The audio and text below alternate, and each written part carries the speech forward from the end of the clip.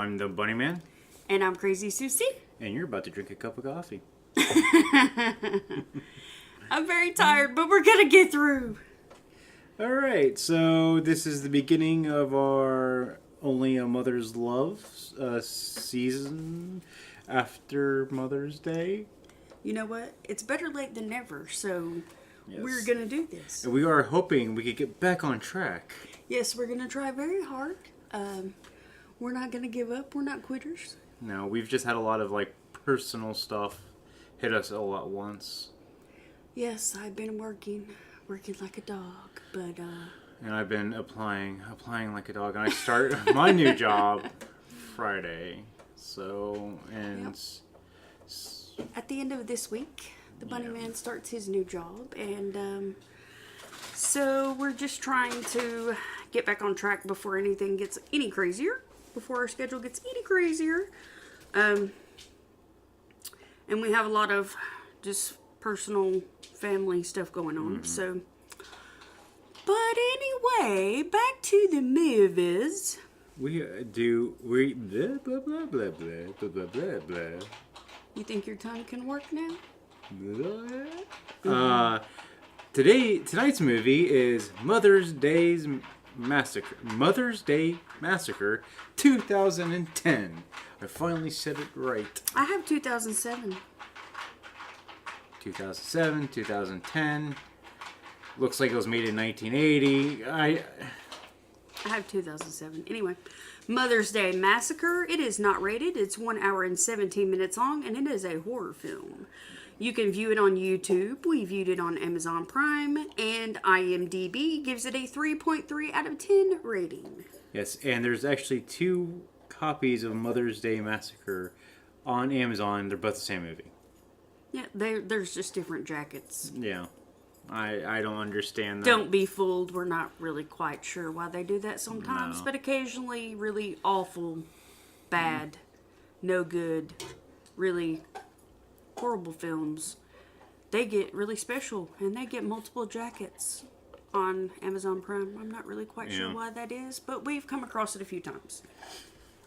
So, the director of this film, and I might not say his name correctly, you will apologize. I am from the South, and with my accent, things don't always come out correctly.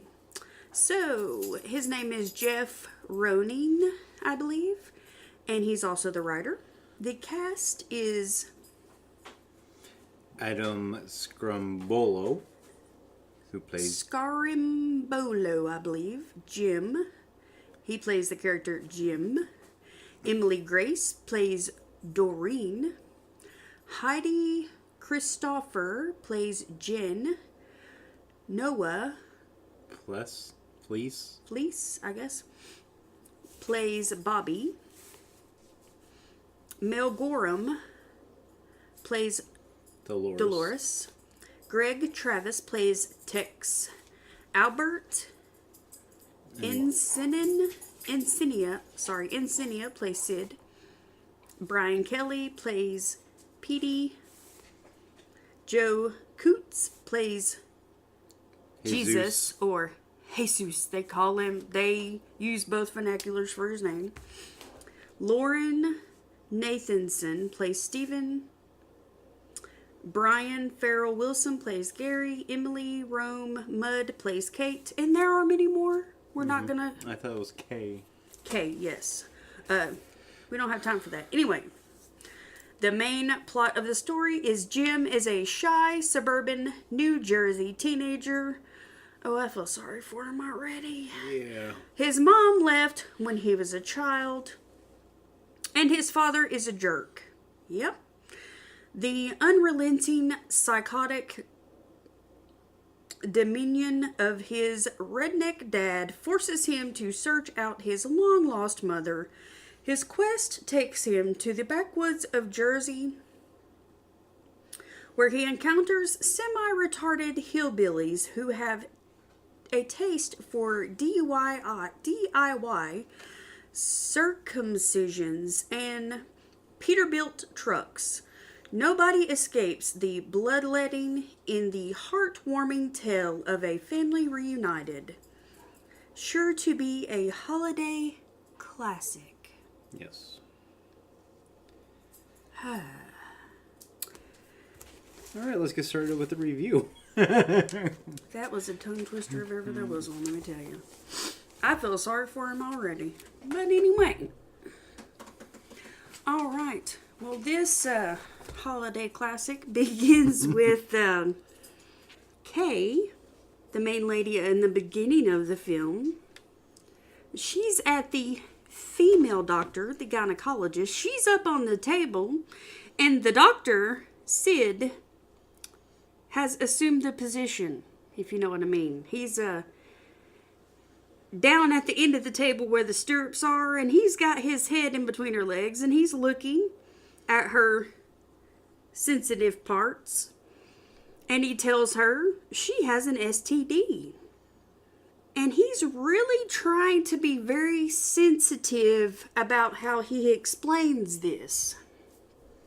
Yes. And he says, you know, she's like, well, what's an STD? He says, well, it's a venereal disease.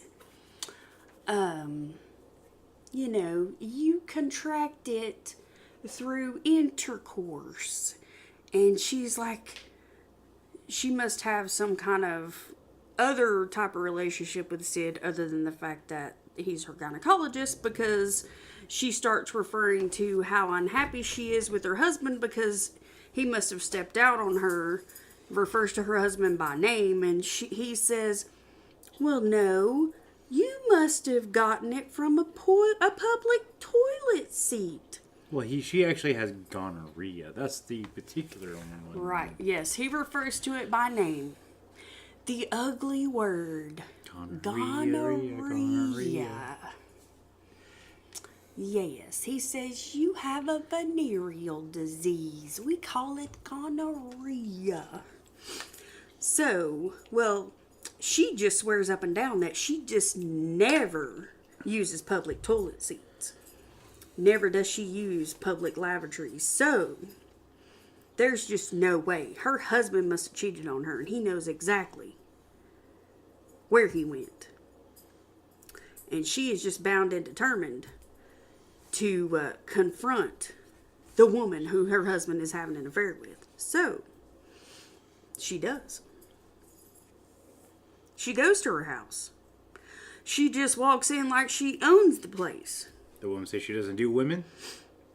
The lady whom has been having the affair with this lady's husband tells her, I do not do women, so hit the road. She says, the married woman, you know, the wife, she looks this lady straight in the face and says, God should not give a baby, and I'm going to try to say this in a nice way, to a lady of the night, but she doesn't use that term. She uses the derogative term for that. In the room, she walks into the kitchen. The lady is sitting in a chair up against the wall. There's a table, and at the table there's a little boy that's about 7 or so. There's a stove. At the stove, on the stove, there's a heavy skillet, like a cast iron skillet with bacon grease. Bacon frying. Right beside the stove, there's a bassinet with a baby in it, crying. Yeah. What kind of mother sits her baby's bassinet right beside the stove? Maybe if you were very poor and it was wintertime and you were trying to keep your baby warm, in some ignorant way, maybe but you I could justify it. But not with bacon. I mean, then you have the bacon grease frying away and the baby's laying there.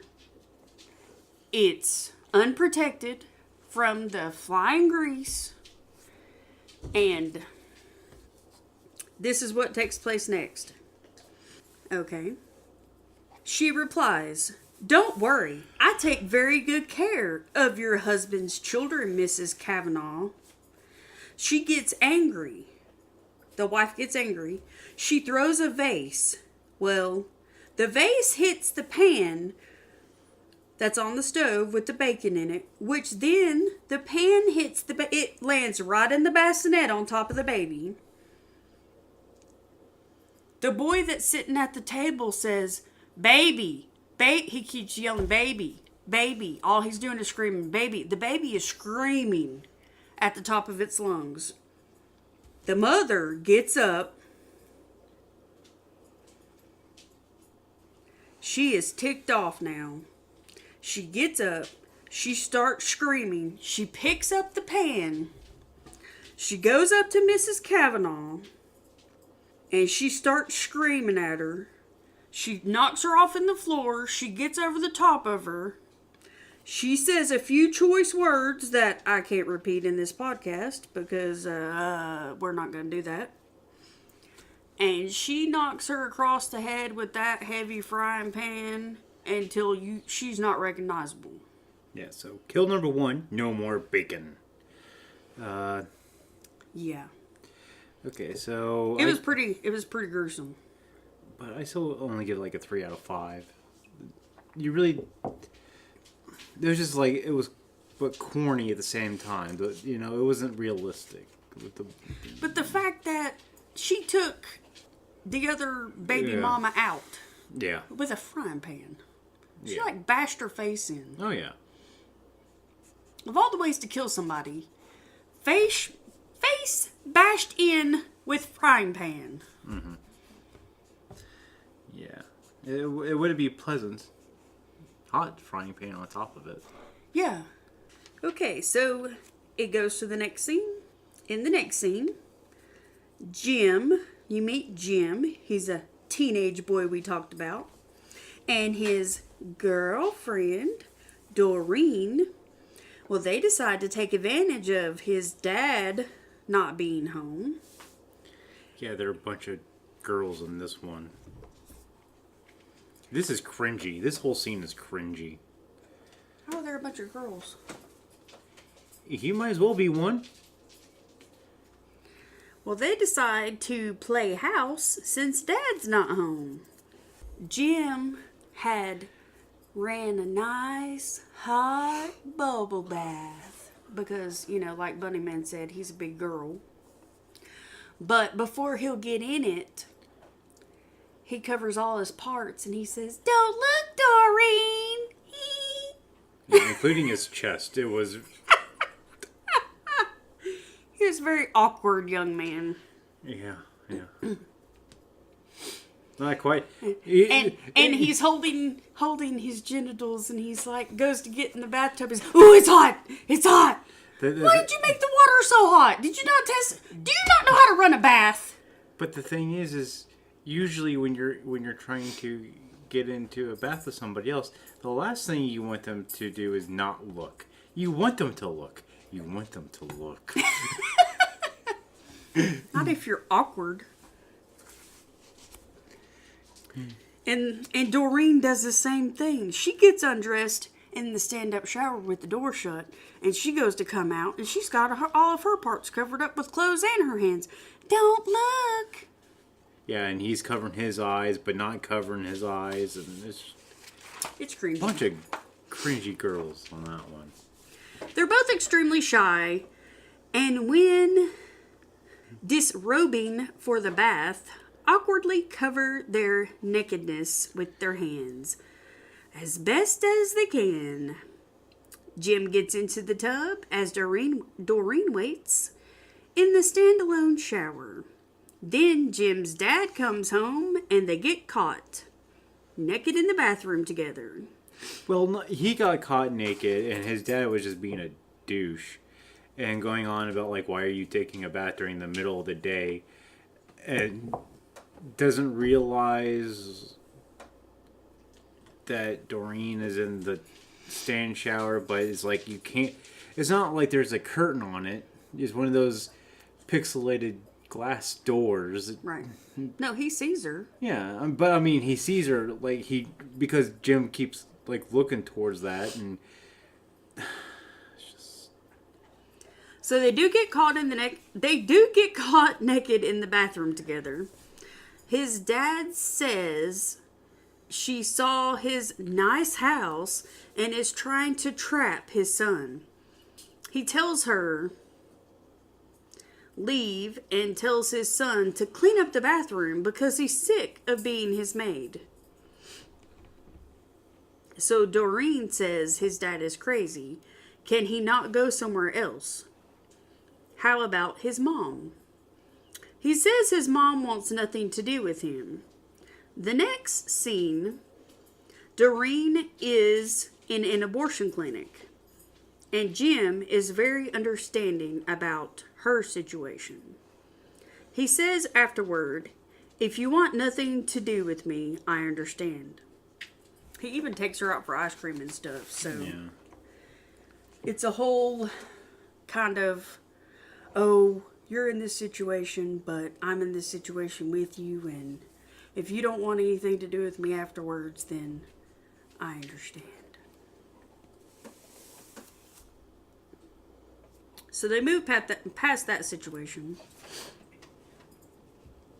Doreen does a Google search of Jim's mother and found a It's property. like Google. It's like Google or something. They don't have the money for Google. An internet search. And she found a property and she wants them to go and check it out. And Jim goes out to his dad's shed and snoops around, and he finds his missing dog in an open space in the floor.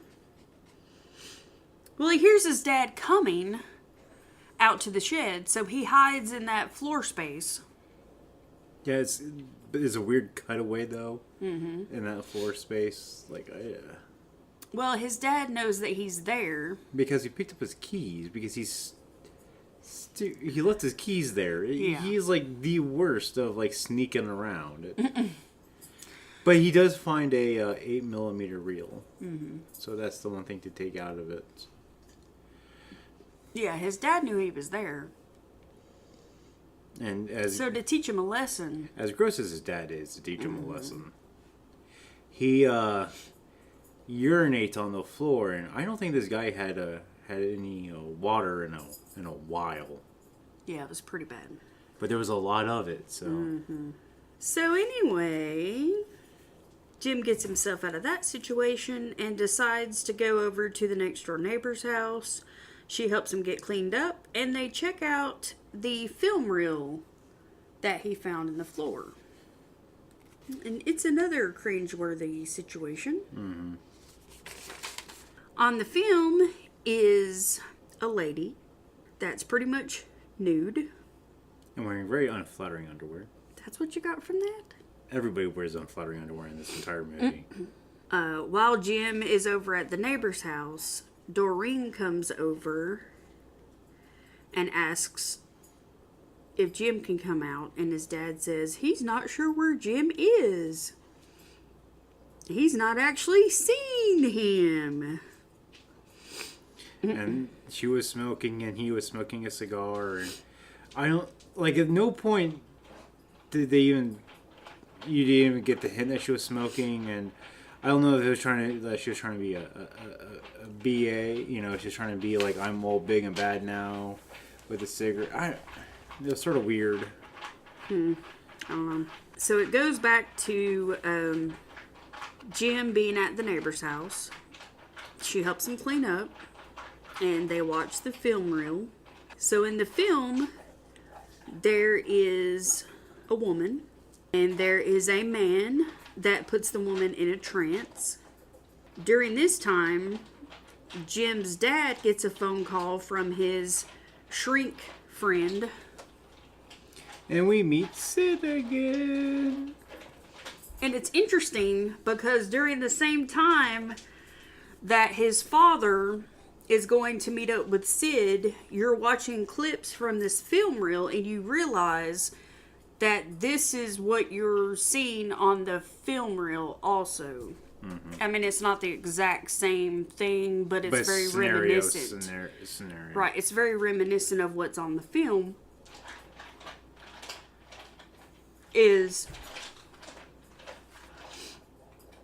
that, there's a man that looks very much like Sid, who is putting a woman in a trance or hypnotizing her, and then taking sexual advantage of her because, he's making suggestions while she's under hypnosis. Because he's a rapey little guy?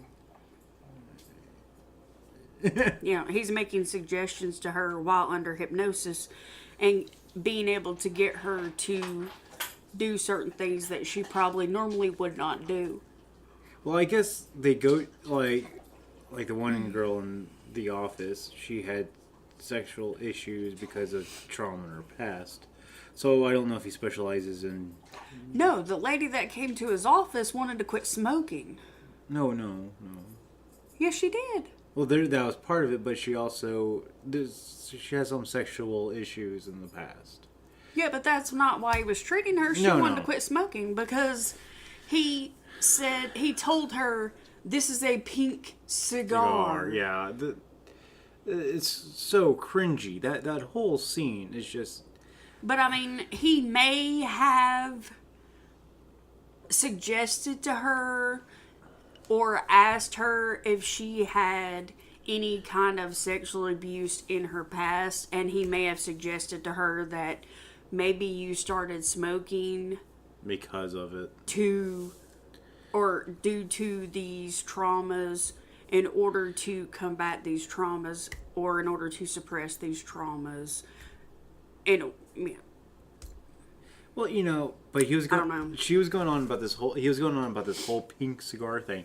And if anybody knows how to smoke a cigar, that's probably the worst thing to advocate for, because not only.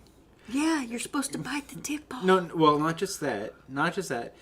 You don't usually bite the tip off. Most cigar connoisseurs have a cutting device. A cutting device. It looks like a little mini guillotine. Yeah. And then, the thing that helps with, the inhalation of said smoke is the fire. So, between the little mini guillotine and the flame, it could have been a bad night.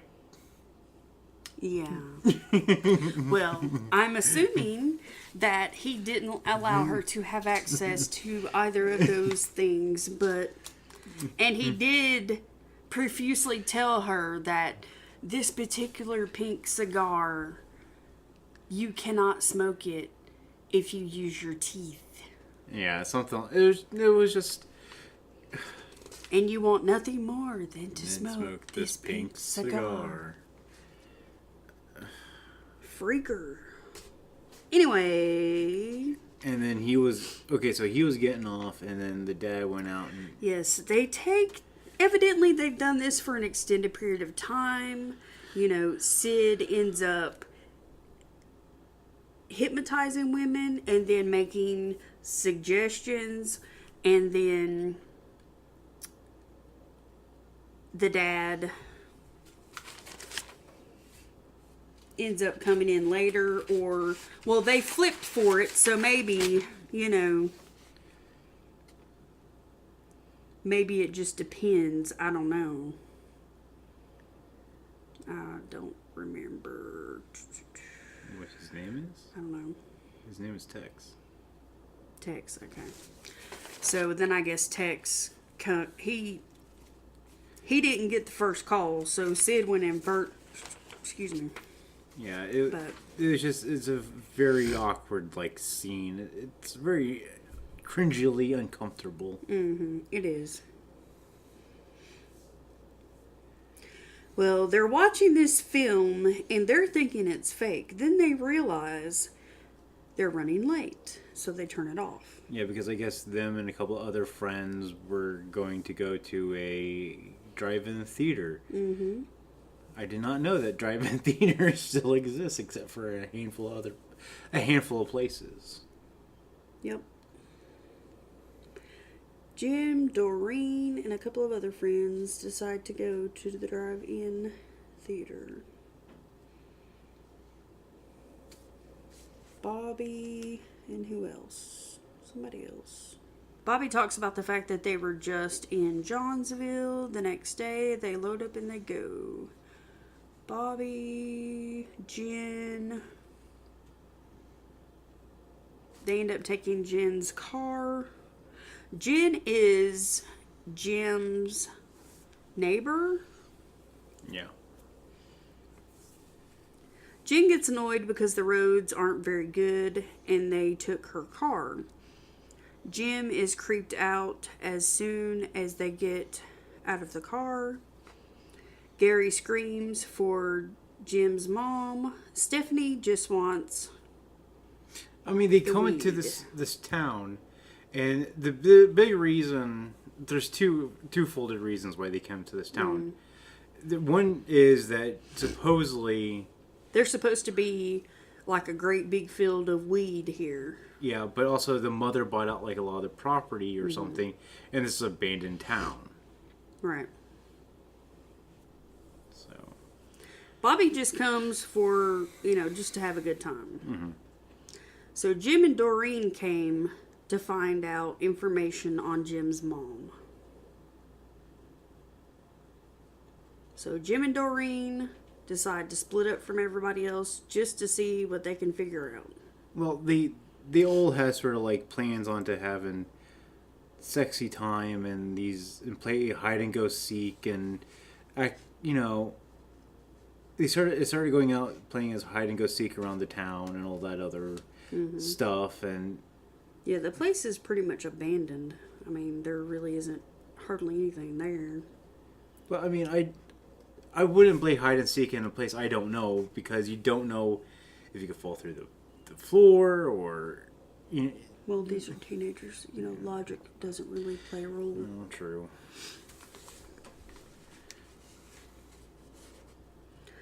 So Bobby and Jen play games. Bobby gets upset, so Jen offers to have fun of their own.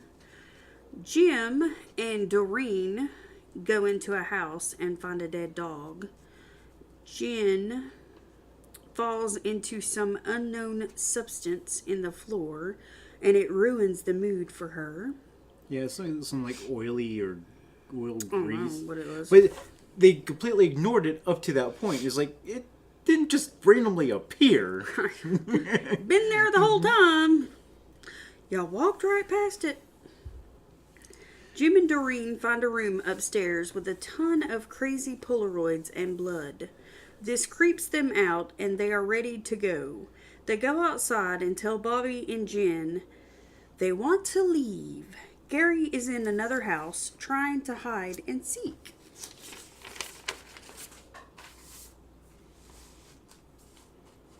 What? Sorry, I missed something.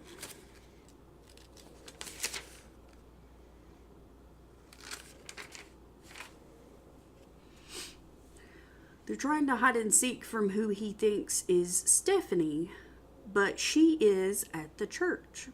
She's in a totally different building.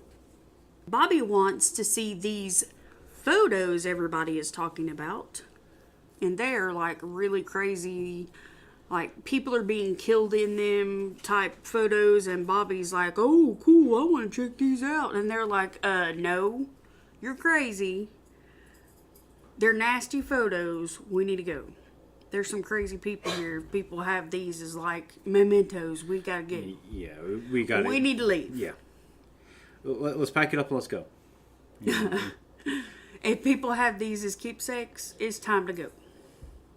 And he's like, cool, I want to go look at them. And then and they're like, you're wackadoo. We gotta go. No. You know what I would have turned to him and said? If you want to really look at these photos, there's a thing called the internet. Just search hard enough, you can find stuff. I would have been like, have fun later. Yeah. Have fun walking. So Bobby wants to see these photos they're talking about. Gary puts his unmentionables in a hole in a wall. Okay. So, if you don't know exactly what's on the other side of the hole in the wall... I don't care if you think the most beautiful thing that you're attracted to may possibly be on the other side of said hole. On the wall. Don't put your wang in it. Don't put your sensitive bits in the hole. No. I don't even have one of those. And this scene, be warned. I don't care if you have those unmentionable parts. It will make you gasp. Because the guy looks like he has decided to play tug of war with the thing. He the did. wang. He did. Yeah. He grabbed it and he was not going to let go. He didn't let go. And it wasn't in a pleasant way of not letting go. It was in the, this thing is coming off one way or the other. I'm going to hold it and pull on it for dear life, and we're going to see who wins this game of tug of war. And it wasn't the guy that was actually attached to the unmentionables. Ow. Okay. So, Gary does not win this war of the tugging. I am not sure why he thought this was such a good idea. But I know 5 seconds after he thought, hey, I'm going to open my fly and I'm going to put this in this hole. He thought, crap, why did I do that? Well, the guy on the other side of the wall held on for dear life until his brother came in the room with a great big machete and said, ah! Whack. It was more slice. He sliced upwards. Well, okay. My rendition is slightly less accurate than your rendition, so there you go. Either way, guess what? His unmentionables are on the other side of the freaking wall. So I give this a 4 out of 5. This is a wang dang doodle is gone. Wang dang doodle. I don't even have one, and it made me go, woo. Blah. It still makes me shiver. Oof. Just thinking about it. Like replays the crap in my head. Oof. Yeah. The whole thing. I mean, and the guy on the other side of the wall, he had a look of joy on his face as he was tugging. He was like, what is this? I'm just going to keep tugging. Ooh, it's a prize! I ain't going to be able to eat wieners for a while. Just so y'all know, it messed me up. I don't even have one of those. It messed me up. I felt some kind of bad. Okie dokie. Moving on. Okay. So, pretty much everybody in the general vicinity heard the most blood-curdling scream that anybody could hear. I would hope so. And they went running upstairs. And, yeah, he was pretty much a goner. A lot of blood supply there. And then now it's just pretty much sitting in his lap. And the other guy's lap. Bobby, he had to go upstairs and look at them creepy pictures.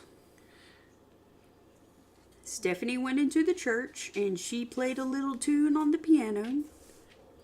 The others walk out of the room while Bobby is still staring at the photos. He just can't get an eyeful. Jen, Doreen, and Jim go to the car and see nobody else is there. Stephanie continues to walk through the church. One of the crazy brothers, he stops her in the kitchen. And he says something, and I really could never understand exactly what he says because he has this ice pop in his hand and he has a big bite of it in his mouth, and he says something about pepper spray and he sprays her in the face. I think he was asking, do you want an ice pop? And then she said no. And then he goes, how about some pepper? Or something like that, I'm assuming. And then sprays the pepper spray in her face. Mm-hmm. So he sprays pepper spray in her face. The others at the car hear her scream. They yell for Bobby.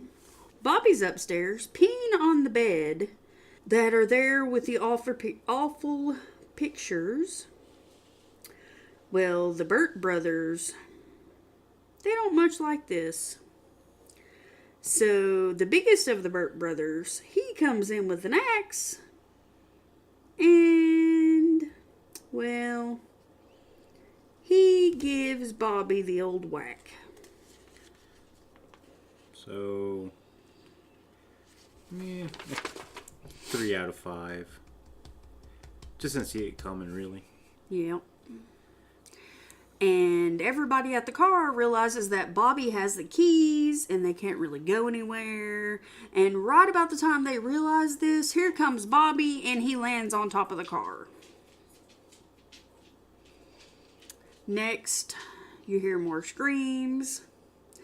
Jim says they need to find everyone else and leave. They have Jim go get a branch. They go to the house. Doreen is just ready to freaking leave and leave everybody there. She's like, forget it. We're not gathering everybody up. I'm not staying here a minute longer. I'm ready to go. Doreen is the only one that's like, screw you guys. I want to live. Yeah.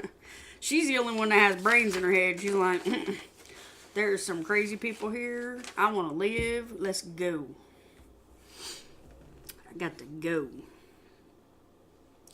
Jen wants to be a hero. Jen gets hit. Doreen says, F to the U.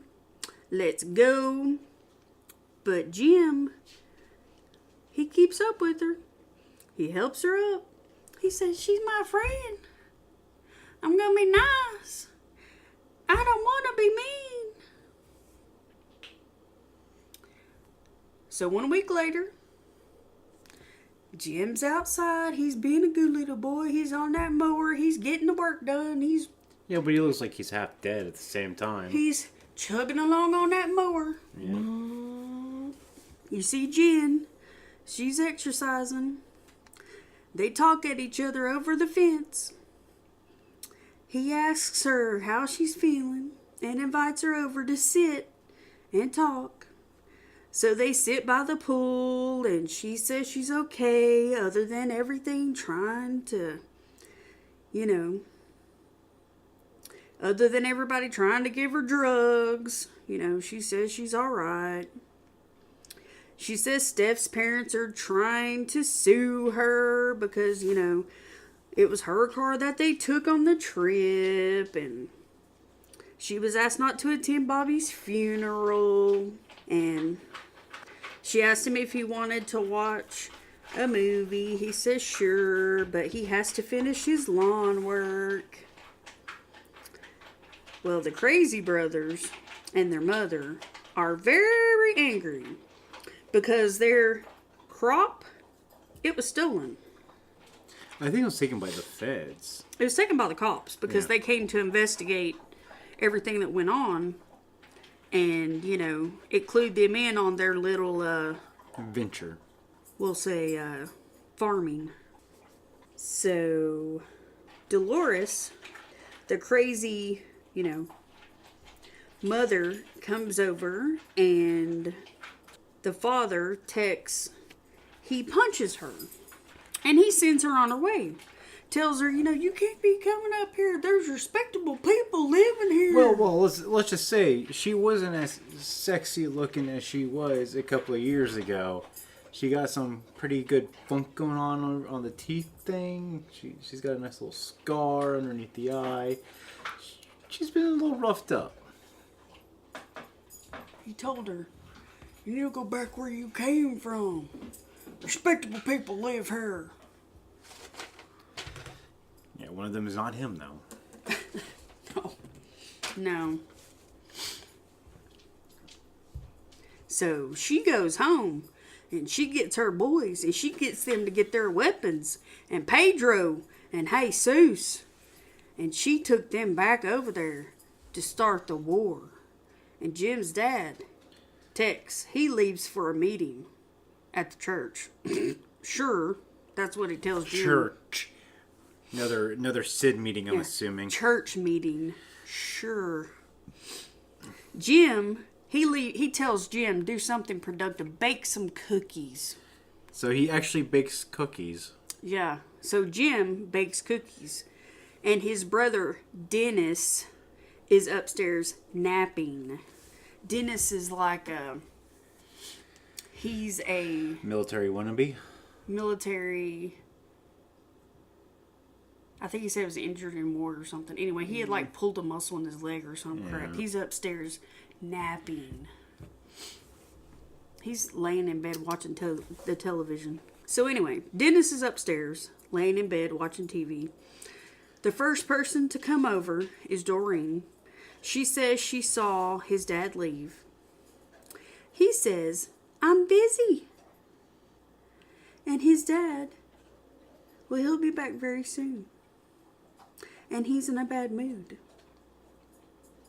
Well, she's very apologetic for what happened and says she hopes that they can be, can hang out again really soon. Well, while they're having their conversation, the doorbell rings. And it rings again and again and again. And they just keep talking and ignore the doorbell. And Jim is very awkward and he's all, I have to clean up my mess because my dad will be mad if I have a mess when he comes home. And Jim evidently doesn't know anything about making cookies because more cookie batter and chips ended up on the counter than they ended up in the dang mixing bowl. Yeah. Again, he's a very awkward young man. And then he's trying to ignore the doorbell ringing. Yes. Well, Dennis couldn't ignore the doorbell, and he finally comes downstairs, and he answers the door.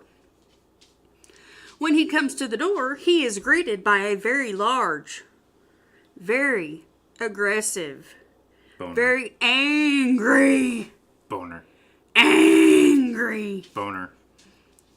Yes. Jesus. With a Mini boner. Jesus. And Jesus has a very prominent... Mini Jesus. Yes. I hate to say it, but yes. You can't really cover that stuff up in sweatpants. No. And he's there with his trusty axe and his boner. Yeah. And Dennis, being the, full-fledged army man or whatever military man he is, he deals with it in the best way he can, and he wheezes himself. Yeah. War hero there. Purple Heart recipient. Yep. Medal of Honor. The only thing he can think to do is go in his pants. Jesus rears back with his trusty axe and lands it square in Dennis's chest. Or I can't even make the noise. You do it. He does this squeal. He just... Yeah. I don't know why he does that. He just... Anytime he goes to hit somebody with the axe, he just... I don't know why. It's a very obnoxious sound, but that's what he does. So, I apologize that I had to make that noise, but... The Luna was like, what's going on? Anytime he hits somebody with that axe, he makes that noise. I'm not quite sure why, but that's just his thing. I don't think he can communicate. I think that's his communication. I think he's not. He says truck. I mean, he's very selective and Yeah. He doesn't say very many things. So maybe it could be because he's deaf or whatever, because of the bacon grease and stuff. I don't think he's deaf. I just think I don't know. They're both maybe he just, when he kills someone, he gets a really high rush of adrenaline, and that's just they're how both, he deals with that high. They're both very unintelligent. Both of them were. So both of the kids are. Yeah, they're special. Yeah. Like my mama told me to wear a helmet when I go to bed special. Well, they weren't raised in the best of environments. So, Jesus kills him, and the brother Pedro ties up Jim and Doreen. Dolores tells Jim she killed his mom, and his dad put her in a barrel and threw it in the river. Just then, Jim's dad comes home. The neighbor shoots his dad in the face. Yeah. Right in the cheek. It was interesting. With a shotgun. No, rifle. Rifle, okay. After Jim's dad shoots Doreen and Dolores, they go to the hospital. He shoots the neighbor too, doesn't he? Yeah. No, the cops do. No, they do. The cops do. Because they keep telling her to put the gun down. She doesn't. Right. The And cops come and... that bothers me. Yeah. The shrink, Sid, meets him at the hospital. He tells him he's sorry about Dennis. He had promise. Yeah. Jim's dad goes home, finds Jesus in the shed, and he goes on this whole spiel about, I figured you'd be here, boy. You spent time here when you were a youngster. Blah, blah, blah, yeah. I hate that I can mimic his voice because I'm so country. It is what it is. You probably feel safe here. You spent time here when you was youngster, didn't you? Well, come on, boy. You must be hungry. Let's go get us a bite to eat. Let's go get a burger or something like that. He was like, let's go get burgers. Or... No, he didn't say burgers. He said, you must be hungry. Let's go get us a bite. And they left, and they got burgers. And they were in the car, and he said, well, there's just something about a good burger in it, boy. And he said, mm-hmm. Maybe He just said, was... He just grunted and went, mm-hmm. And he was eating, and God, just to watch him eat is just like, yeah. It's gross. And they were sitting parked in like a truck stop because there was 18-wheelers everywhere. And they were parked kind of like in the middle of a truck stop to where you seen the 18-wheelers. And he asked him, he said, hey, Jesus, you like them big trucks, don't you? And he said, mm-hmm. And he said, what do you think about driving one of them big trucks? And he got all excited. Started making squealing noises. And he finished his burger. And he threw the wrapper in the back seat. And he got out. And he said, you wait here, boy. And he got out. And he went over to the 18-wheeler on the other side of the car to where you could see everything he was doing. And he climbed up in the bed in the cab of the truck, and he hit the 18-wheeler driver and jerked him out. And he shut the door, and he came back around, and he said, all right, boy, come on. I got something for you. I got a surprise. And he got him to get out of the car, and he came over there, and he said, get on in there, boy. Get on in there. And Jesus climbed on up in the truck, and he said, start her up, boy. That's your truck. That's your truck now. Get on to driving. Get that baby on the road. And he said, truck? He said, yeah, boy. That's your truck. Truck? It's like the four words he can string together, but that... he can say truck as clear as day.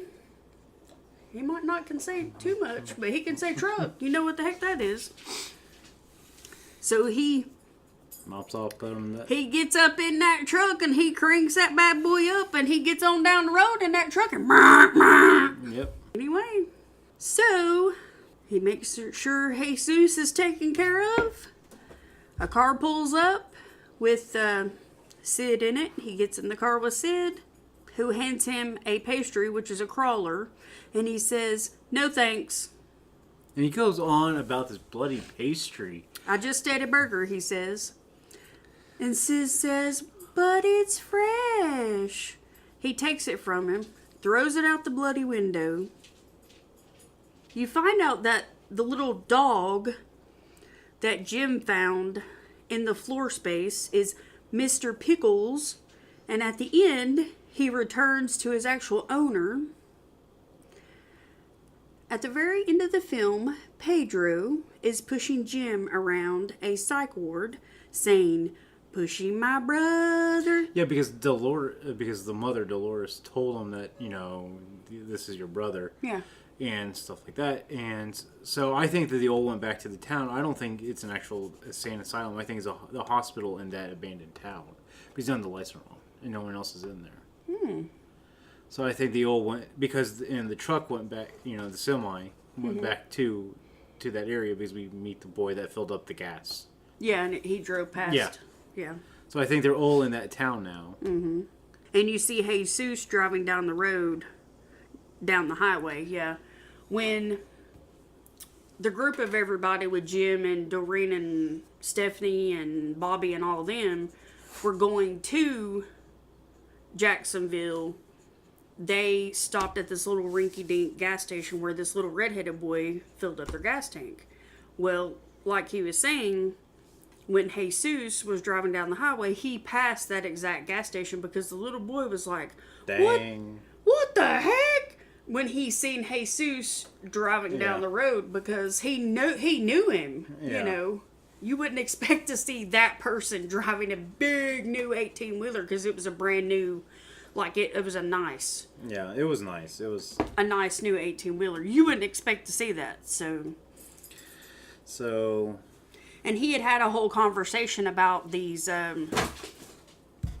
certain kind of creatures that would grab you and eat you and stuff, and he would consider them to be those kind of creatures that live in the woods. And well, he calls them pineys, which is basically the Jersey version of redneck. So if you can imagine the Jersey Shore meets redneck, then you get a piney, and that's a scary thought.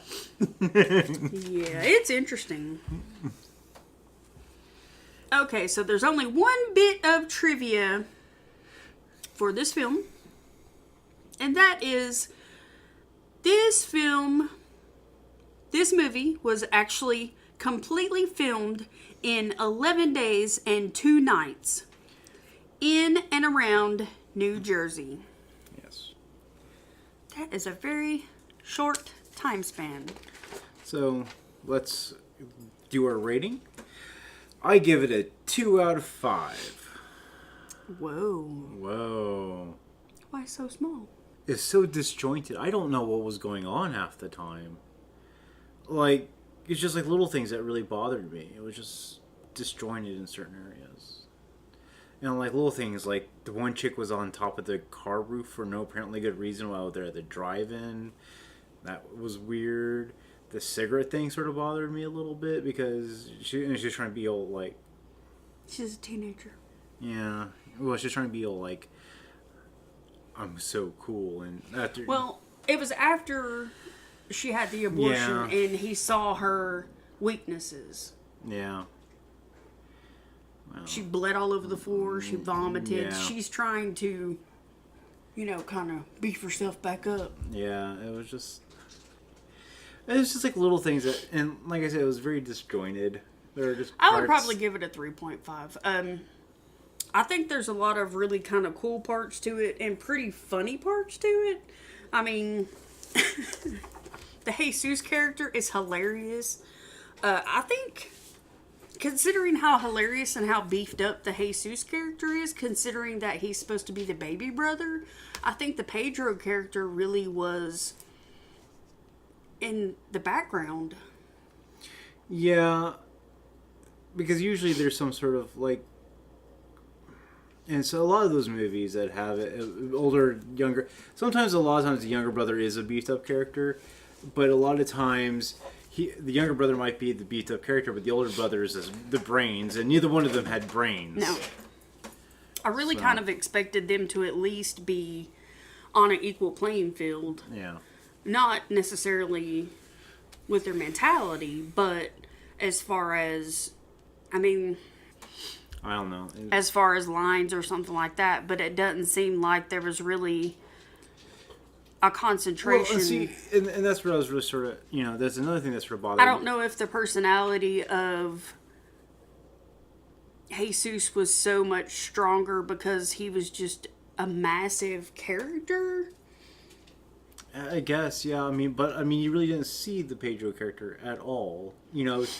His biggest aha moment is the whole pushing down the hallway thing at the end of the movie. They really didn't focus on any of the family members. Like, they focused so much on the dad and the Well, Jim. the two, Yeah. Jesus and Pedro really aren't like forefront characters. No, But you would think if they're going to mention so much of the personality of Jesus about him liking the trucks and his main weapon is an axe and blah, blah, blah, that they would at least highlight some yeah, and that's one of reason Pedro. why I gave it such a low score. And it's just like I wanted to see more of like I'd rather have spent more time in the abandoned town than not. I feel like the abandoned town part was quickly, it was a quick snippet in the entire movie. And I think the big thing that took me out of it had nothing to do with Mother's Day. Other than it had two mothers in it. And I guess my expectation of going into the movie was that it would be some sort of like Norman Bates type thing. Mm-hmm. Or the mother would be like... One thing that really, really shocked me was just the first initial witnessing of the killing of the mother in the first scene. Yeah. Because the doctor's visit takes about 3 seconds. It opens in on her being in the gynecologist's office, him being right up in there. I'm sorry. It looks like you have gonorrhea. Gonorrhea. He's right up in her business. Oh, you probably just got it from a toilet seat. Yeah, it'll be okay. And then whack, whack, whack, and you're just like, oh, that just happened. Yeah, I don't know if you noticed this or not either, but at the end, Sid has a couple of bumps on his mouth. Mm-hmm. Yeah. And he's like fidgeting with them. So I think he... Yeah, his mother has it too. His mother has bumps in her mouth too. You don't remember in one part of the movie where she like passionately kisses him? Yeah. Okay. Yeah, so... His mother has herpes. Yeah. He has herpes bumps too on his mouth. You don't remember in one part of the movie where... I think I may have forgot about it or something like that. There's one part of the movie where they go to Tex's house when all of them go and he comes in the room. Yeah. Or it's either then or it's when she goes back to the house to get the sons. Maybe it's when she goes back to the house to get the sons. And she grabs Pedro and she kisses him. They could have developed that relationship a little bit more to give him more of a highlight. They could have done a little bit more to develop Pedro as a character. Well, I'm not talking about Sid, even Sid as a character. Or anybody but Tex, and any of the sort of I think they developed Sid as a character enough. I mean, he's creepy enough. Well, but even like the love interest, the neighbor, I felt like they could have done more with her. Like the conflict of... Because he just walks over there and, drenched in piss... And she's like, just take your clothes off. Like, it was just like, we're just like brother and sister type thing. Like, they didn't go to any sort of background of, and I'm not even saying that he needed to, but it's like I said, something like, oh, I remember when this happened when we were in 3rd grade. Just sort of establish some sort of timeline. There was no timeline established in this movie. And I think that's what really bothered me, was just, I got so lost with the timeline of, a series of events.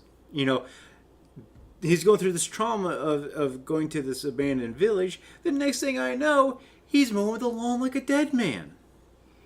Well, they did say while they were watching that film strip that they've known each other for years and they used to sit and watch movies together. So they do have a history. Yeah.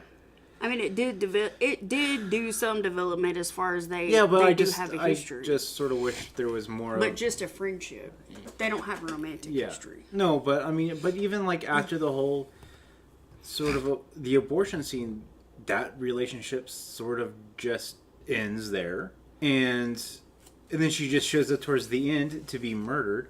And then the other thing that's for bothering me was he kept calling her Red, and she didn't have red hair. According to him, she did. Okay, but In the carpet area.